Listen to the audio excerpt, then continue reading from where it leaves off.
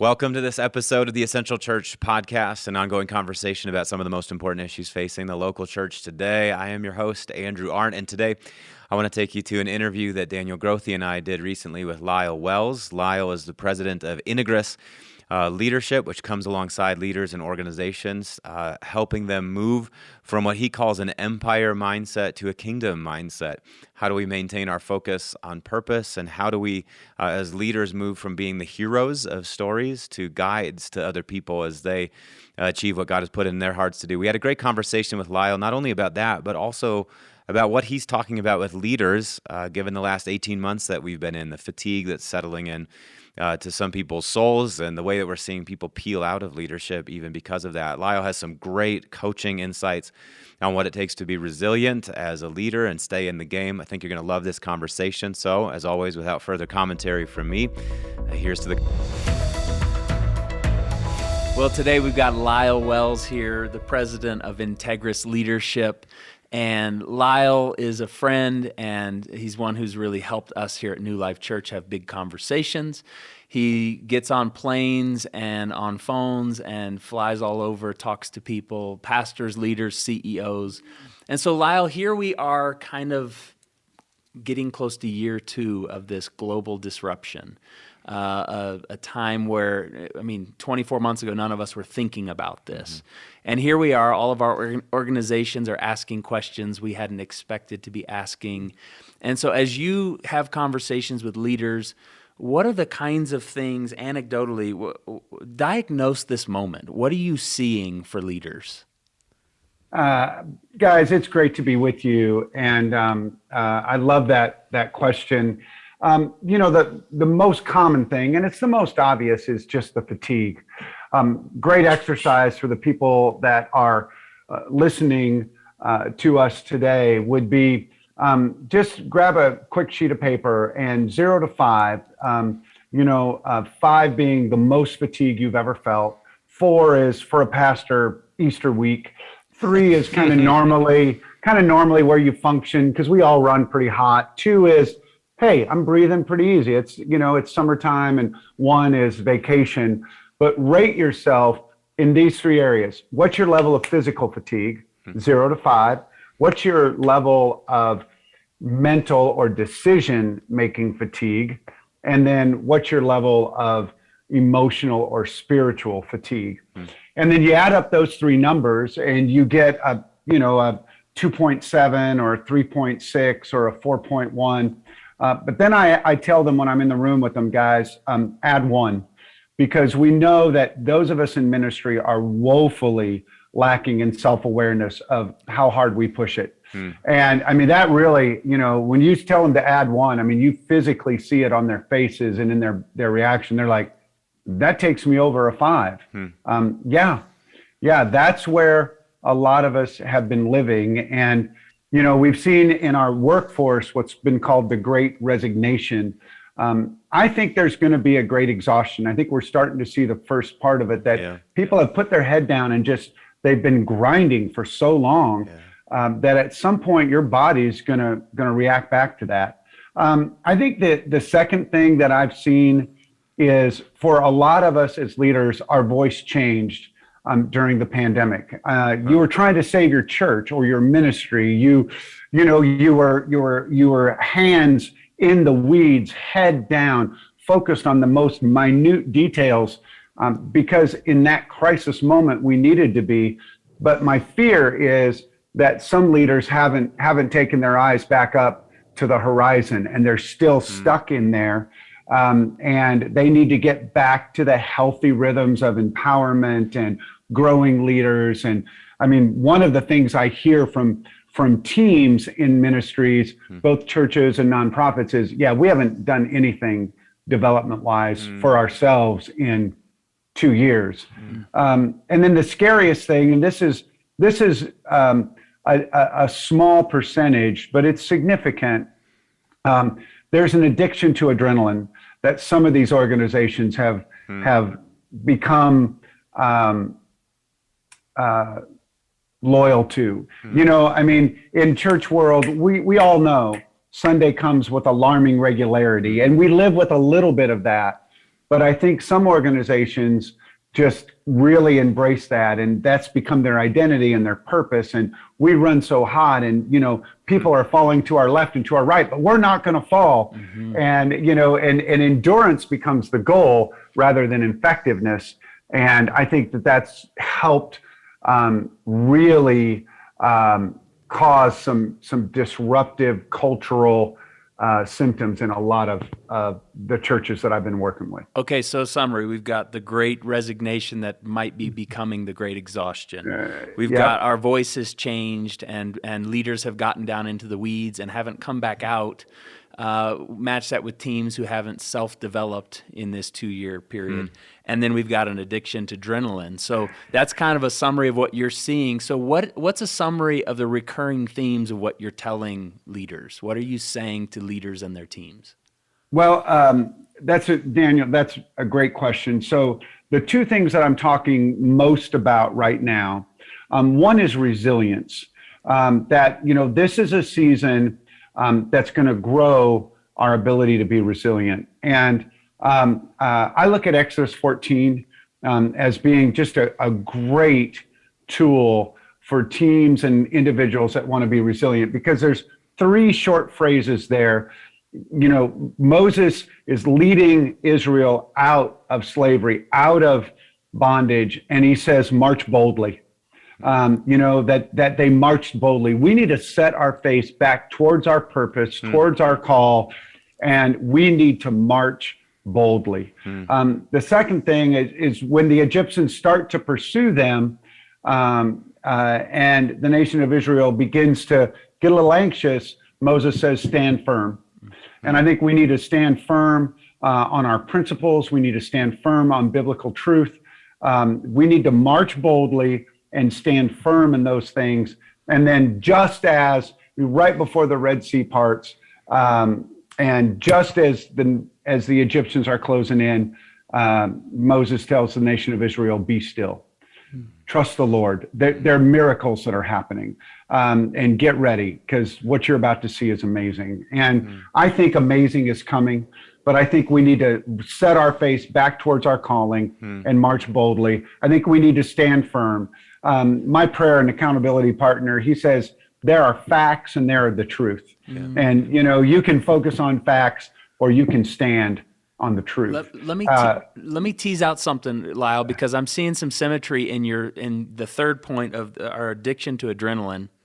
But then this Exodus 14, the third point is be still. So talk to us about recovery from a moment. If we've been in a 2-year moment, what does it look like for our organizations? I know when New Life has been through traumatic moments, and Pastor Brady came in, he didn't say, all right, this is the new administration, let's charge the mountain. We had a staff that was broken and exhausted and emotionally drained and heartbroken. And he really helped us be still and heal up in that really a 2-3 year stretch. So what does it look like to fight the addiction to adrenaline? What does it look like to be still in this moment? Well, I think there's 2 things there. Number one is, as a leader, organizationally, right? We can't send everybody away on sabbatical at the same time. But we call them pit stops, and we've borrowed from some of the other organizations we work with. But just how can we create some pit stops that make the workload a little more manageable, because we know our people and our teams are fatigued. So here's a couple of great examples. We started implementing what we call No Meeting Monday, just no internal meetings on Mondays. And here was the reason. We realized that we were kind of jamming. We all want to get off, on a great start every week. But we were doing all these internal huddles and meetings on Monday, and then we're realizing our people are, they get to 4 o'clock on Monday afternoon. They've been in huddles and meetings all day. They've got 183 emails, and now we're telling our people to play from behind the rest of the week. So we just said, no internal meetings on Monday. Let's get our work started, and then we can kind of space out our team meetings and our huddles throughout the week. Another one is that, we've encouraged our people, in fact, required our people to take 2 2-hour timeouts. We're a small team. We're busy. We all have way too much to do. But we've said, look, take 2 hours. Drop your kids off at school, and then go to the Denver Biscuit Company and take 2 hours for breakfast with a friend. Eat something that's not good for you. Laugh. Enjoy, and then really come into the office at 10 with your tank a little filled. I live in Texas where the weather's a little bit warmer.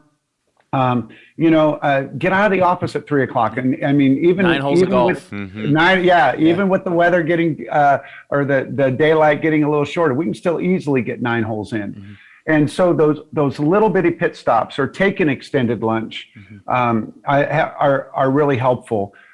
Daniel, 3 questions that I'm asking my leaders right now to kind of help them pull the nose of the plane up for 2022 is, number 1, what needs to be fixed? What's one broken thing that we can fix in these next 60 days that it just needed a little more time, a little more attention? Let's get it fixed and get going. The second thing is, where do you need to focus? Again, we've become generalists as leaders throughout the pandemic. Where's an area that needs your time and attention?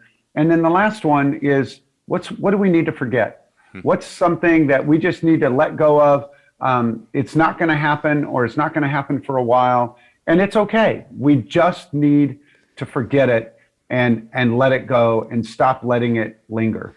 Again, I go back to the nation of Israel. You needed to forget about the leeks and the melons and the fish because you were a slave, right? Like, don't forget you were a slave. Forget all that food. You're going to be fine. But sometimes I think, there's really healthy ways to forget things. Lyle, I love you. Man, I just looked down at my watch. We've been on this recording for 10 minutes, and we've already got 2 pages full of notes filled up. You're giving us a masterclass on leadership here. You're amazing. I am stuck on the resilience thing here. I love what you're saying about creating resilience inside your teams. I'm just wondering, when I think about you, actually, I look at you as a really high-capacity leader, and I always wonder, how does he make that go? And so there must be some secret in the sauce in your own personal life on what you do that contributes to your own resilience as a leader. So I'm wondering if you could just talk about the personal life of a leader for a minute or two here. What are some of the things that you're saying to leaders out of your own experience that will keep them in a place where they're vital and strong, especially in the midst of crisis as they're leading through all of that? That's such a great question. The first thing that I would say to every leader, and if there was one thing to take away from our time together today, this may be it. Your tank is your responsibility. I've had the privilege of working with NASCAR teams, and, they have the pit crew and the crew chief who's counting the number of laps that car's gone, and they know exactly how much gas is left and exactly how much tread is on the tires. But, we don't have a crew chief.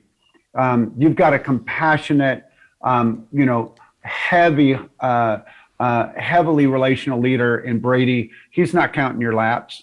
I'm the president of our organization. I'm not counting my people's laps. So as a leader, you have to understand your tank is your responsibility. And with that, I think you have to develop a working knowledge of 2 things. Number 1, what do you start to look like when your tank runs low? I think that could be different for all of us. For sure. I try to be a relatively healthy eater.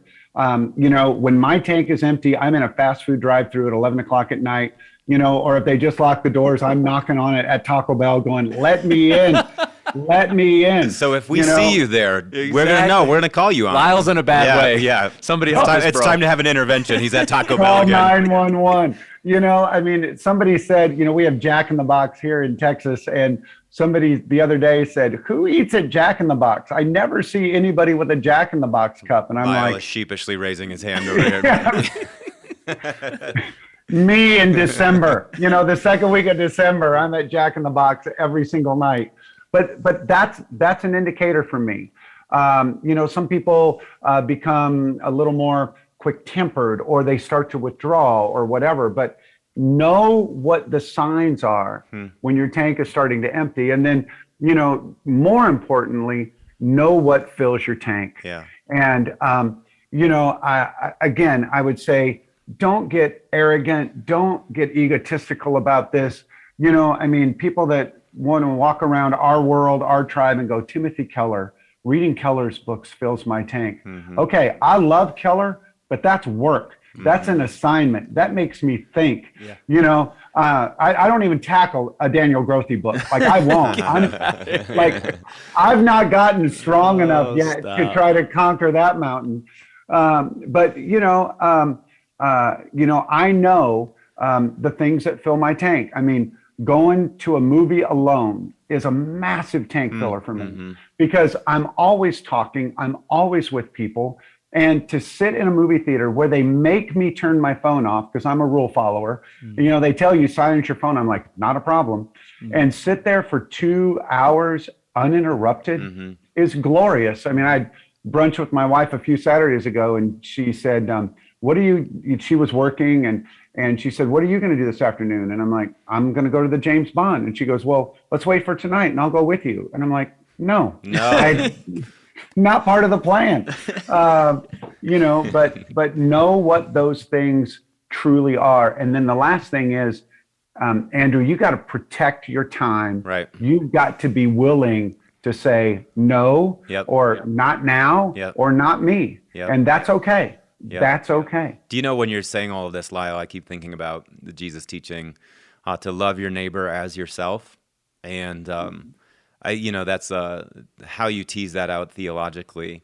I do think sometimes there are some people that I go, the part of the problem, I'll back up that statement for a second. Part of the problem when I think about that statement, love your neighbor as yourself, is I think, well, there are some people that are so bad at loving themselves that we wouldn't want them to love us like they love themselves. Their neighbor doesn't stand a chance. That's exactly right. So no, you can keep it. I'm doing okay just loving myself. You leave me alone, But I think if we're being loved by God, we're letting ourselves be loved by God, then the formula works. And so Jesus actually says, you love one another as I have loved you. And to me, to live in the flow of the love of God, it actually makes us compassionate towards ourselves, which makes us compassionate towards other people. And I see that in the leadership model that you advocate. You have talked with our team on numerous occasions about the difference between an empire mindset in the church and a kingdom mindset in the church. And I wonder if you could just talk to us about that a little bit, empire and kingdom, and how that flows from a leader's own presence and being. Thank you for prompting that. And I love what you said about loving ourselves. Kingdoms and empires are really interesting. Donald Miller's book, Building a Story Brand, has been very influential in kind of shaping our philosophy. He calls it the hero's journey. And, we start with this basic premise. Nobody wants to be average. You've heard me say it. No kid on third grade career day went up to the front of the room and said, I want to be a middle-level manager, live in a cubicle for 30 years, retire to Florida and eat at Denny's at 5:30 every night. Nobody wants that. And in ministry, it's even, it's even more pronounced because it's not just a dream, it's a calling. Yeah. But on our way to pursuing our calling, people get stuck or they get scared. They get stuck. They run out of a skill. They run out of the skill set they need to keep advancing. So they need to be equipped, or they get afraid and they need to be encouraged. And I mean, that's my heart, is to equip and encourage leaders. But, so there's a hero in every story. That hero has a challenge. That's what makes the story great, if you think about your favorite movie or your favorite book. But then there's a guide, and that guide comes in and helps the hero overcome whatever that challenge is. And, the most pivotal decision that you make when you step into leadership is, I'm no longer a hero, I'm a guide. Dang. It's not about me. If it's about me, it's broken. And my goal is the success of others. And so, what happens is when the guide thinks they're the hero, that's when we've created an empire. And so, we walk through organizations constantly, and when we see a leader who thinks they're the hero, that's a problem. Now, I know, that the great majority of people that are going to be listening to this are probably pastors or church leaders. please hear me. There are a lot of empire churches. Mm-hmm. I don't think all of them are intentional. I think there's a lot of unintentional empires in church world where a leader with a unique gift, whether it was their charisma, their preaching gift, whatever, their ability to draw a crowd, created an empire that maybe that leader didn't even want. They're a reluctant hero, but it's still as dysfunctional and unhealthy as any empire, because we know every empire fails ultimately, because we go back to our first premise. Nobody wants to be average. Nobody wants to be insignificant. And if you live in an empire and you're not the leader, you feel that insignificance every day because your job is to serve the leader. Again, I'm not casting stones at every church or every organization, but there are empire in school. I see schools that are empires, families, churches, businesses. I mean, they're everywhere. And ultimately, it's because the leader or the leaders have not made that fundamental shift that I'm here to build into others. I'm here to help others go to places that they couldn't get to on their own. Andrew, biblically, Paul had a Barnabas, and then Timothy had a Paul, and Elijah, Elisha had an Elijah. And I mean, when we really embrace that and realize, to me, that's the most fun you can have, is investing your life into somebody and seeing them thrive in what God's called them to do. But it's a fundamental shift for a lot of people. It's so very helpful. We interviewed Dr. Scott McKnight and Laura Barringer a couple weeks ago on their new book, A Church Called Tove, which was written really to address the crisis of leadership that we've had in the church. In the last bunch of years, we've seen these high-profile pastors and church leaders fail, and they certainly were building empires. And one of the core problems was narcissism. We see this sort of pathological narcissism that's almost, it's like a disease in the church. But what I hear you saying here, and this is really helpful for me to hear, is that you don't have to be a pathological narcissist to have built a church that is an empire church. It's just that you unwittingly... Accidental empire. You built an accidental empire, either because of the strength of your gifts or the strength of your vision or the strength of your calling. You never made that switch into seeing yourself not as the hero of the story, but as the guide. I think that's going to be helpful for a lot of pastors to hear, because I think that we're unwittingly building narcissistic maybe organizations, but that's not in us to do that. So maybe if you could talk to us about, is it just a matter of changing mentality, or what are the habits that you actually have to start changing that get you out of the hero mindset and into the guide mindset? Yeah, I think there's several things. I think number one is a radical focus upon your purpose. Why are we really here? And I just started Donald Miller's new book, Business Made Simple. And he says, if you can imagine William Wallace from Braveheart, shirtless on the back of a horse with his face painted blue and 1,000 men in front of him screaming out your purpose statement, then you don't have a compelling purpose statement. But you have to constantly go back. At Integrus is to equip and encourage kingdom leaders for greater impact. We say it every day. Everybody on our team, it rolls out of their lips. It's equipping and encouraging others. That's what we do. And I think, whether it's making disciples or seeking the law, whatever it is for your organization, you have to have, you have to be just radically committed to that purpose. And that's going to keep, the team and the mission foremost over an individual leader. I think the other thing that's really, really important is the people that you hire.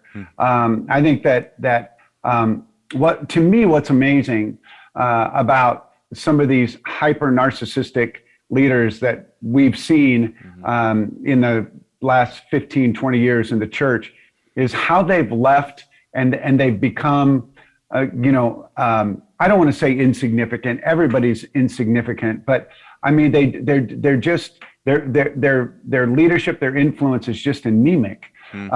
Because, what really helped some of those churches become what they were was the powerful people that were around that leader. Now, could they have been better truth tellers? I mean, all of the, we've done that autopsy, but there were really gifted, talented people.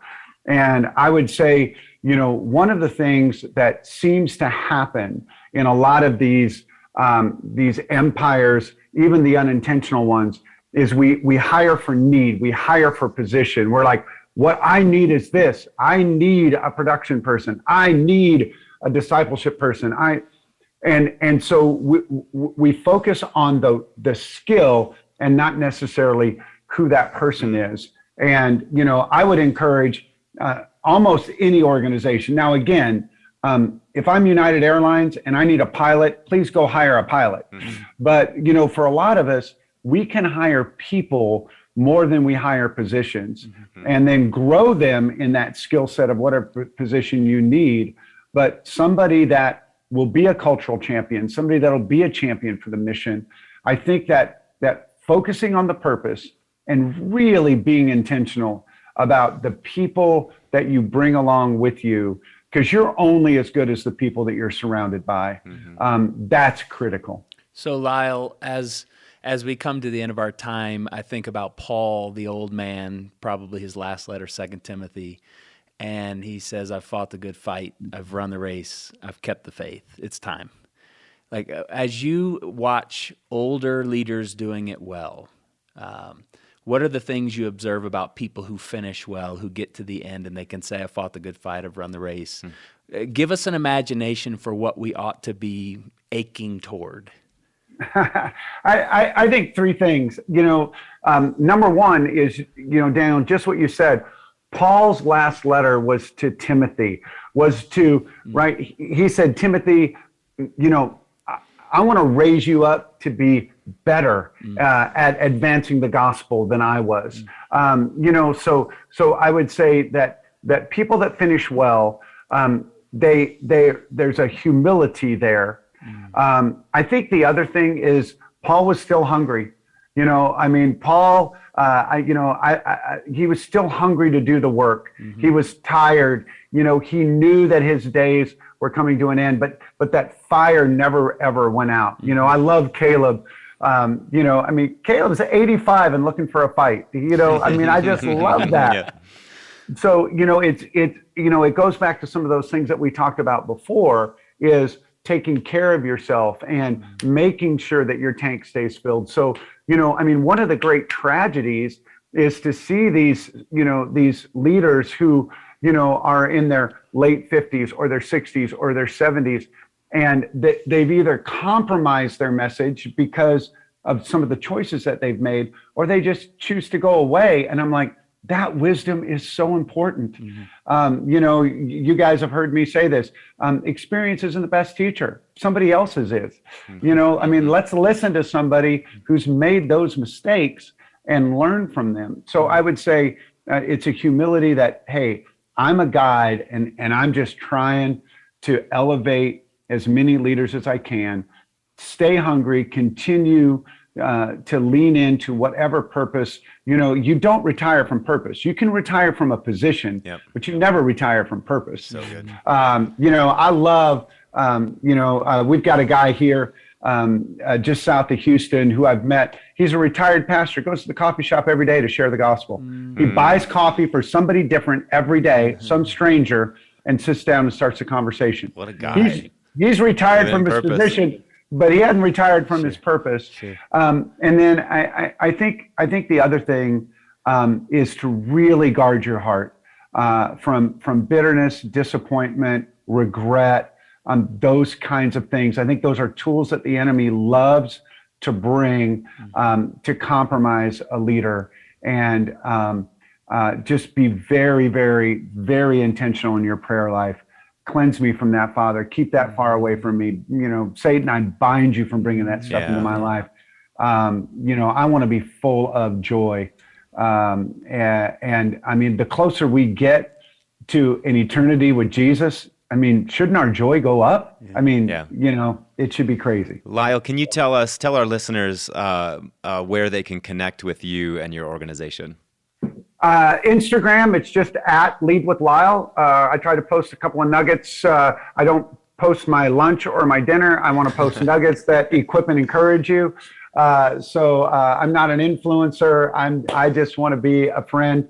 Integrus.org is our website, and you can reach me there. There's a chance to reach out and connect with us.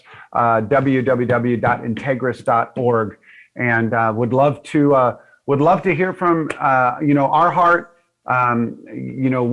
We have 3 mantras: build a bonfire, which means be radically committed to obedience and to our purpose; cross the road, which means we will never, never, never turn any leader away that comes to us. We'll serve them in somehow, some way. And then the last one is wipe the feet from Luke 7. Mm-hmm. Our heart is we want to do something so amazing that people never forget it, in a way that's so humble that people never remember our name. Amen. So, Lyle, we love you. We bless you. And thanks for your time today. You got a couple younger guys here behind you on the journey saying we want to be more like you. So thank you, Lyle. God bless. Come on. Thank you, guys.